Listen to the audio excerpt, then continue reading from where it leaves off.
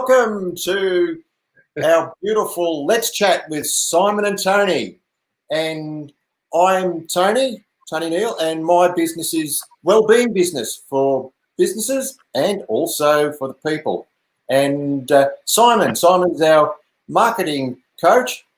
Would you like to introduce yourself, Simon? Yeah, thanks, Tony. Yes, I'm Simon Bowden, and yes, I'm a marketing business coach and have been for many, many years. I don't want to say how many years, because it makes me feel old. However, on that note, I'd like to welcome our guest today.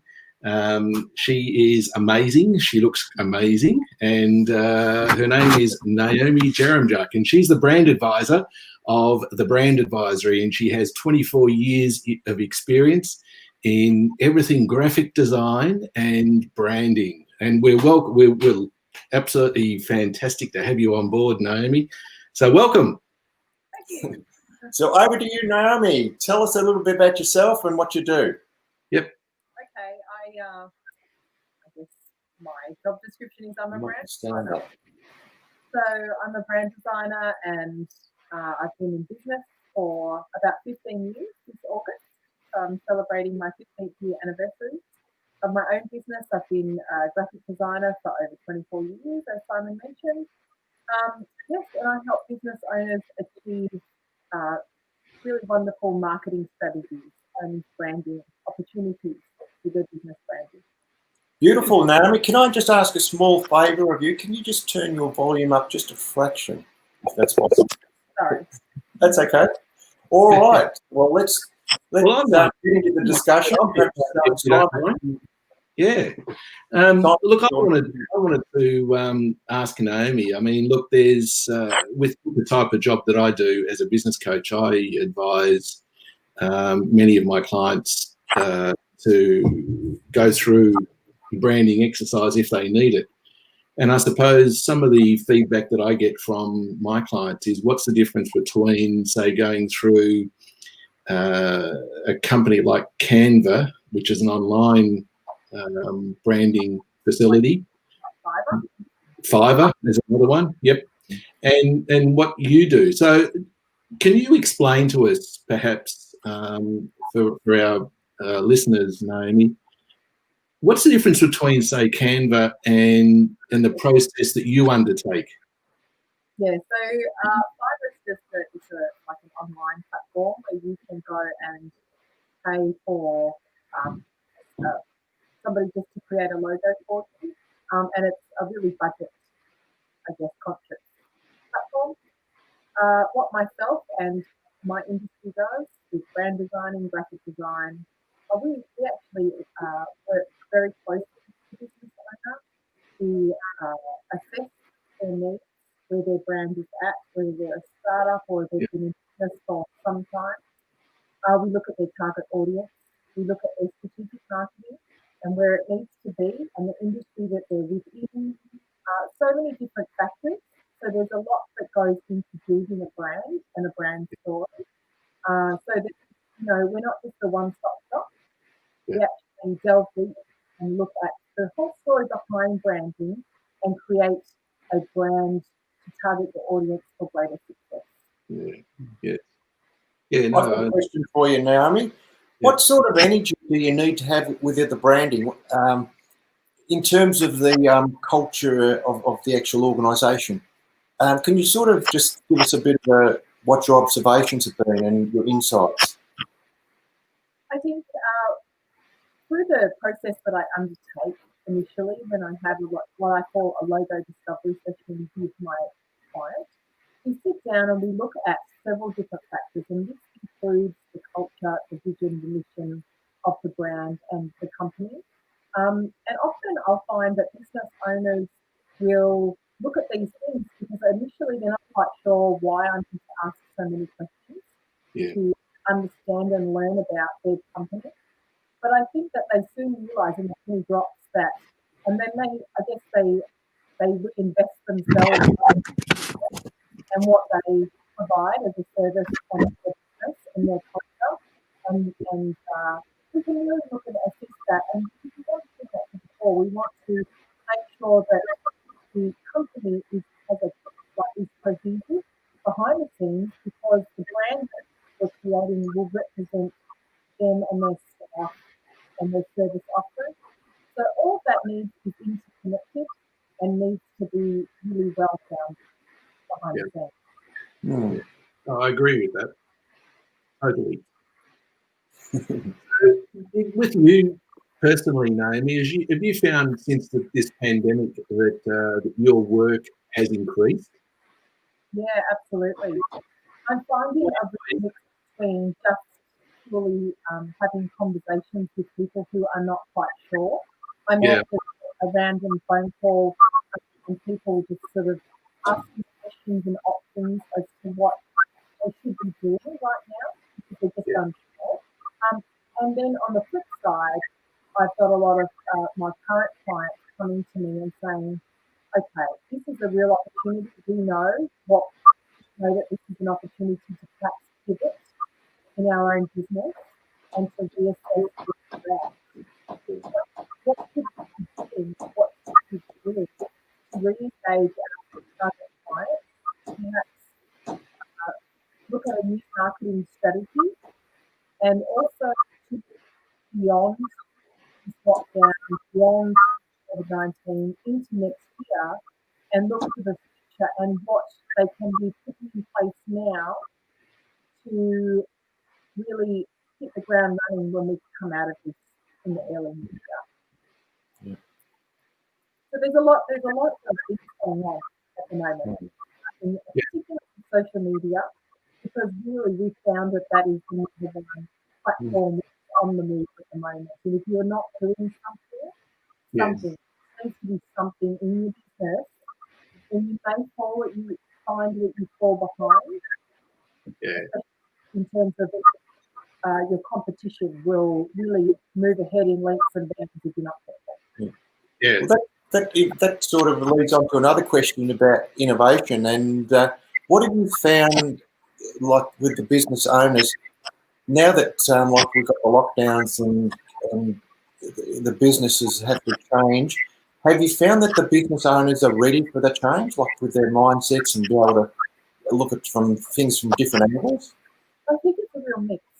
I mean, naturally, you're going to have people who have not been ready for this, and that's what you'll find that you come across entrepreneurs who naturally have that ambitious personality and find these sorts of things easy to move with.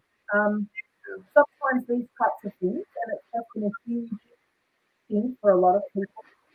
It will floor you, but I guess you need to take a step back and go, okay, instead of going down too much, I don't know what I can do and not do anything. Have those conversations with myself and both of you, just to really reassess where you're at, take a step back, take a deep breath, and there are so many things that you can be doing right now, people that you can work with to get the mindset on track. Because you just really need to have a positive mindset and know that you will come out of this, but it's going to mean the difference between perhaps working on your staff structure to make sure that everybody's being supported from a mental well-being in order to get you through this and to get your business through this and moving forward. It's very important. I think I'm sure that you would agree with me. Mental health and well-being has a huge impact and a huge play on how your business will succeed, particularly in the next couple of years moving forward. Yeah, absolutely. Yeah. So, when a client comes to you, Naomi, what sort of things are they asking for? Does it vary now through this pandemic as what they were asking for, or what are they asking for now?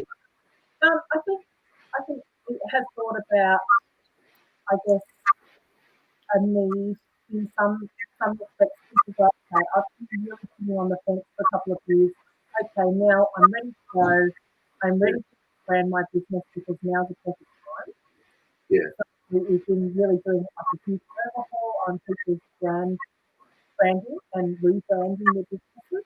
Is that because they've got the time now? Yeah, absolutely. So I have done quite a number of those types of projects. I've also worked because people have also had the time to invest in looking at building foundation processes and looking at, okay, now's the time to, it might even be a second arm of their business that they want to introduce. Okay, well, now's the perfect time to do that. Other businesses are looking at purely learning and education around maybe developing social media. What do they do? What's the best advice to get on board with their social media? I need to learn more. How do I go about doing that? They might want to know more about search engine optimization because they want to drive more traffic to their website. They might want to be looking at more marketing strategies coming out of this. I guess the tools that they've got in their own business in terms of their service offering and how they can promote that and what would be the need to move forward with that. So advice, education. Have you got an example of perhaps a company that you've just rolled out something and what have you rolled out and why? Yes. So I have about 3 years ago I was introduced to a company who has been in business for quite some time. Very entrepreneurial couple. They are a home loan company, and so I feel like that branding that they have done was by one of those companies that didn't really hit the mark, and it wasn't looking at their competition. It wasn't standing out, and it wasn't resonating with their clientele. They have, they've been in business for a while and they have a really good reputation, but even getting the feedback from their clients, they just weren't listening. And they had an opportunity actually to connect with the Jim franchise. And actually Jim came on board and said, you know what, we need to look at your branding. And I think that really made the go, okay, this is something that you'll note, you need to really look at this. So not only did we brand their business, then they decided that I did such a great job that they wanted to introduce a new arm of their business, which was a property management as well. So we looked at the overall overarching brand as well as a supplement and how to do that and how to integrate that well and making sure that they complemented one another. And was it a successful project for you? Absolutely. Fantastic. Yes. I really love working with business owners who really understand the process and when they get so much out of it and they can see the difference between what they've had before and who they've worked with before and how that has come about. And then working and using the process that I use for the logo discovery session and really pinpointing those major points which are so important to them. And then reevaluating that and then creating a brand which really meets all of those needs and we highlight why. They just got so much out of the whole process. And I think it really solidified for them that they are on the right track and they felt really good about themselves. And I guess it's a real joy, not only for myself, but to work with business owners in that capacity. And it's just wonderful. I really love it. They're like my dream sort of job to work. We can definitely see your passion coming through when you talk about what you do. Oh, look, I learn a lot. I always learn from each and every client that I have, and I love that. I love learning about new industries, new businesses, because I guess it makes me a better designer as well, and I can relate to people. So, it's always great to learn something new. I'm learning something new every day, and I love that. Yeah, that's great. That's fantastic. And I suppose, what advice are you giving to business owners out there that, you know, obviously are traveling through this pandemic that may have shut their doors and things like that. But what are you helping them with, or even if they've got their doors shut, can they still be marketing themselves? Absolutely, they can still be marketing themselves. Yeah. I think if they've actually got to that point, then I would highly recommend that they see either one of you, because that really comes down to the mindset. I think if you're struggling with your mindset, then it's not the right time to look at your actual business brand. Yeah, You really need to be looking at the foundation processes and seeing where your mind is at. Yeah. You have to have a healthy mindset and overcome those blocks to move forward in business. It's so important. They go hand in hand. Yeah. Yeah. Okay. What about you, Tony? Yeah, well, I've got a good question for you, Naomi.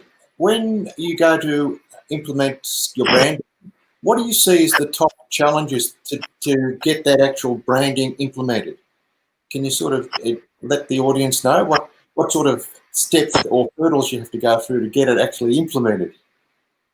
You mean from my side or Yeah, from your side? From my side. Okay. I think it's definitely got to do with how open a business owner will be with me. The more that I can understand about the business and research the target audience and their competition, the better that I will be able to put the nail on the head. Sometimes people tend to hold back, and it's not such an important process, and you're really investing in that. So you really need to give it your all. You need to go, okay, all cards on the table, you know, and it's okay because you need to address all of these things at that time. Because business brand really needs to hit the nail on the head. You know, it's the difference. Creating a successful brand is the difference between being perhaps maybe not having as much success in a short period of time, even for the longevity, as you put that. So really give it your best foot forward. Investing in this, and you will get a lot of it. That's right. Absolutely. And I guess one of the challenges that you have also is to help the business owner get the correct vision. So he's got lots of clarity and he's clear exactly what he wants to achieve. So what sort of process do you go through with that? Okay, so sometimes people are very open and they don't have an idea in their mind at all. On the flip side of that, some people are very, very set in their ways and they have already come to me with, I have drawn this design, or I have these colours in mind, or I have an idea of an icon that I want. Sometimes, you know, maybe you just need to be a little bit more flexible and open to say, okay, you know, we'll look at that and we'll look at the reasoning behind it. But what you have the mindset on may not necessarily be going to hit the mark of the target audience. Yes. So it's all about, often I'll say it's not about you, it's about who you're trying to sell to and who you're trying to attract. And that may not necessarily be you, not what you like, because of course we're going to try and create something obviously which we're very, very proud to have be represented by. But we look at all of these things to consider, because ideally we want everybody to be attracted to your brand. It's the same. Some industries are so niche that it actually, the more niche they are, the more complicated it is. Yes. Or they might be an industry which is totally oversaturated with so many businesses. Then how are we going to stand out from the crowd? So each and every business has a different set of problems and with a different set of solutions. So, in terms of looking in the future for business owners, if they were to sort of say, how long should I take to review and go back to my branding? How often would, what sort of period would that be? Would it be 1 year, 2 years, 6 months? Can you sort of give some sort of rule of thumb about looking at your own branding to see if it's the best for that time? Well, look, I'm very passionate. I think it's something that you should be looking at constantly, to be honest. Yep. Branding is something which evolves with your business. So Yep. if you forget to create a brand, nowadays we create what we call brand stories. So it's not just a logo. Yep. It's a brand story, and a brand story consists of like a logo and then making sure that that is consistent right across the board and all of the platforms, applications, Yep. both in print, website, marketing, signage, like vehicle graphics, that sort of thing. But in terms of your marketing, branding should be evolving as your business grows. Yes. And to do that, you can tweak it. You can have different color palettes. You can have branding elements. You can look at the tone of the imagery, the tone of the language that you use. So these are all things that evolve over time. Great examples of this would be like McDonald's, Shell. You can see people think that these brands are all the same for you, but if you look closely and actually Google that, you'll see that these brands have actually been altered and tweaked for many, many years. Yep. They're doing it all the I think relevant. I think the Shell logo, from memory, has had, I think, almost 30 changes since 1901. I'm not sure that, but I'd be fairly close. Yep. But like people, they wouldn't have noticed. Yeah. But if you go back and look, you go, oh my goodness, it's bad. Because that initial iconic icon that they use has pretty much stayed the same, but they've tweaked it to modernise it. And so I guess in terms of branding, you don't want to reinvent the wheel. If you've had an icon which has been used for 20, 30 years, you won't change that because that is your brand. Yeah.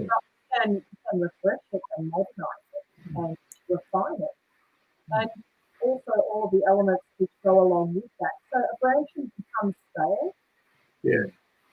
So one of the things that I'm hearing from you is branding is so important because it's really a statement of who we are.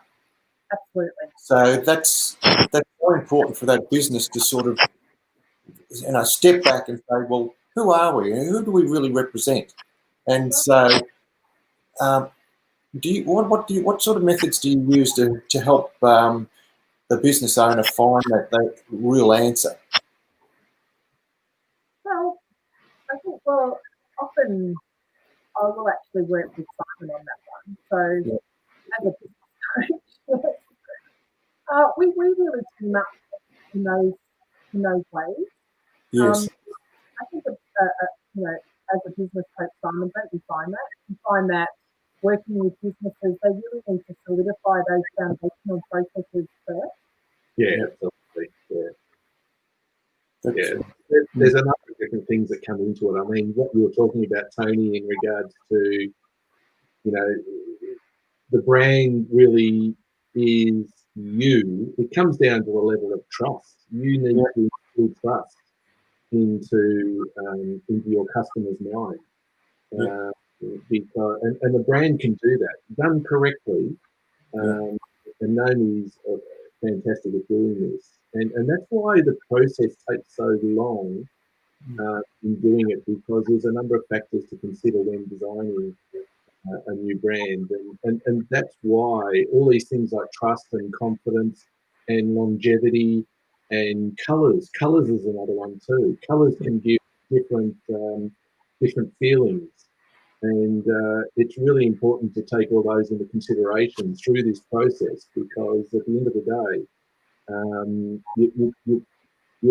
you're putting a brand out there that is, ideally wanting to attract new customers. Yeah. I think you hit the nail on the head there. It's all about the feeling that the customer is going to get by using your product. And Correct. so that's something to really think about for business owners, just to say, well, what's our business all about? How are we going to get that feeling to our customers about our brand, what it can do for them? And so that's a pretty important one. Yeah, well, the customers look at a company and they say, or a product, and they go, well, what's in it for me? What's it going to give me? Is it going to help me solve my problem? And that's where that level of confidence and trust comes from. And obviously, if the customer feels good about the product, good about the brand has been established for a long period of time, then that level of trust comes in, and it instills into the customer that it's like for making sake, if you go out and buy yourself a BMW vehicle, BMW has been around for many years, and there's that level of trust associated with the product. So, one of the questions for you, Naomi, is we just touched on it just then about colour. I'm fascinated with colour and why they use colours in certain, let's say, applications. And you go through the process of designing. How do you talk to the customer in regards to colour? What's the process that you use? Well, we're listening. Just like I mentioned before, some people have it set in their mind that they might like certain colours, which is great. Yeah. They don't necessarily attract the target audience. So, I guess in particular industries, there is that definite level of trust, and that colour can definitely have that impact. Yeah. So, for example, well-being health. A lot of brands are in that really good feeling colours, like the greens and the blues, because they're very, very calming, and they make you feel at ease. And exactly the same as that in the financial industry. A lot of colours are blue because again they're very, very trustworthy. Another great example that I tell my clients is that marketing in food products, and especially in the supermarket, is a really great way to give you a really basic understanding of how colour is used to attract, because it's very subliminal. It means that you shop with your eyes, and you shop with the way you're feeling. So, for example, if you walk down the supermarket aisle and you go down the laundry aisle, most of the products are blue because they're clean, cleansing. And then when you want to, if you're feeling something hot and spicy, you walk down the international aisle and everything is orange and yellow and red. You can really get like something spicy for dinner tonight. Everything you need to avoid. I'm just looking at the time, and we're getting close to our time up. So, Naomi, what is the main message that you'd love to get across to our audience? That branding is one of the number one things that you should be looking at in your business. Making sure that it's very, very consistent, because a customer will need to see if you go to your Facebook page, or they go to your Instagram page, or they go to your website, all of the items which they see, if they're not consistent, then that starts to I guess become untrustworthy. Are these people, are they professional? And what services do they offer? They don't look for goods. If you've got maybe an old logo somewhere and another one somewhere else and a new logo here, and everything's just a bit of a mush, they go, no, maybe not. I think I'll go with this other company. So, because it's all subliminal. So you have to realise that everything that you're putting out there needs to be consistent and needs to be of a high standard as well. Okay, Simon, have you got any? What do you think about branding? What's the main message that you'd like from your angle? What would you like to tell your audience? Well, as you know, I've been in it for many years, so I think it just, as Naomi just pinpointed, I think it comes down to consistency. Consistency is the number one key for branding, and there's nothing that gripes me more than having a look at a company where they've got 4 or 5 different logos and they're using them all in different formats. It doesn't instill trust. If anything, it's all about first impressions, and what Naomi was saying, that when you see something like that, it doesn't give you the warm and fuzzies, let's say, and you then tend to go to, without knowing. That's the thing. Without knowing, subconsciously, that you are actually then searching for a company then to deal with. So it's vitally important to get your branding correct. And to be instantly impacted.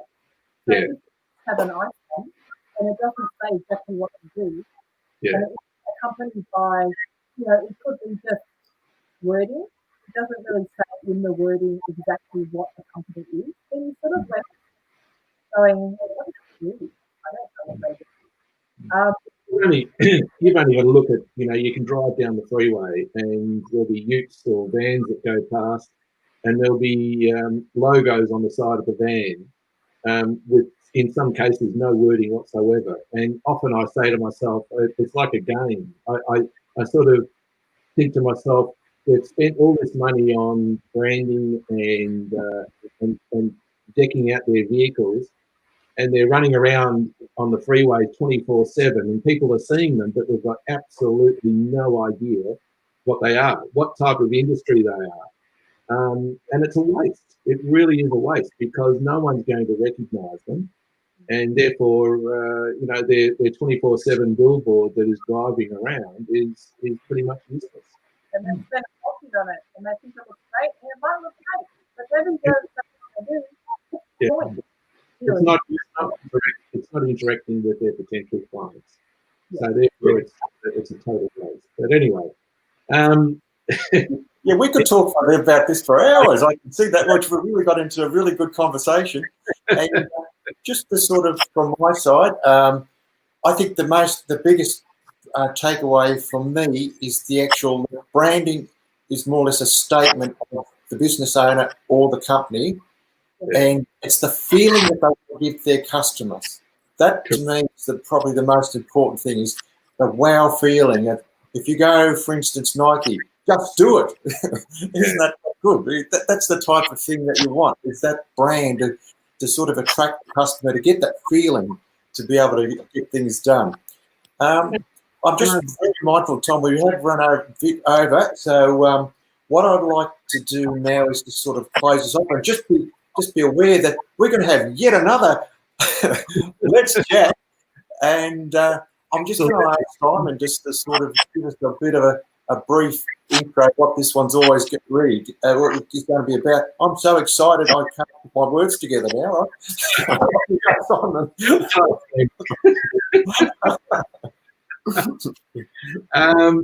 Look, Tony, our next episode is on the 18th of September, and I think we'll be back at our 10:30 time slot, our normal time slot. So apologies for today, that was my fault. But our next guest is a fellow that I know fairly well, and his name is Richard Thomas, and he's from a company called Stretch Imagination. And Richard is the go-to person for anything auto digital marketing. He creates funnels for people that are wanting to get leads from digital marketing. And he's also a chat box specialist. So I'm going to quiz him quite a bit on the chat box. So in 2 weeks, for anyone that doesn't know anything about chat boxes, and I'm probably one of them. Me too.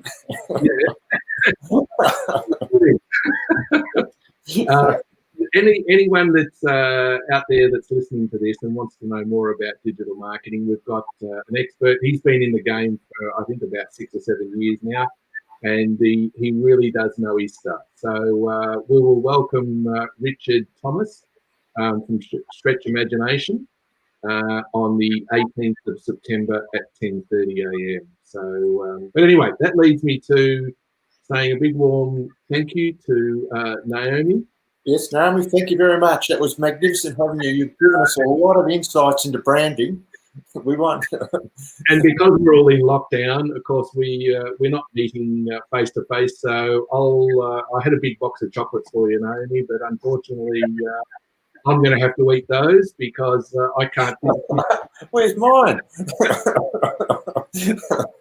So, but anyway, no. Anyone that has found today interesting and would like to know any more information from Naomi, she's available at, as I said, she's the owner of the Brand Advisory. And if you search on Google for the Brand Advisory, it's www.thebrandadvisory.com.au. And so that I offer a free half-hour yeah, and off. who are confused about maybe what they can do right now, and just to, give you some free advice. well, there you go, folks. She's giving you a 30-minute free evaluation, perhaps, or a discussion on what you've got now. So if you're in two minds of where you'd like to take your brand, and you feel that you just want to have a discussion with Naomi, she's giving you an opportunity here to have a really good chat and to explain to Naomi what you're looking for, or even whether it's worth a change. There's no obligation, so feel free to hit her up for some keen advice. But on that note, Tony, thank you. Let's chat. And thank you very much for everything. And we really enjoyed our big chat today. And fantastic. Fortnight, we're on again, right? So we bid you farewell. All the best, everyone. And keep on chatting. Bye. Thanks, everyone. Bye for now.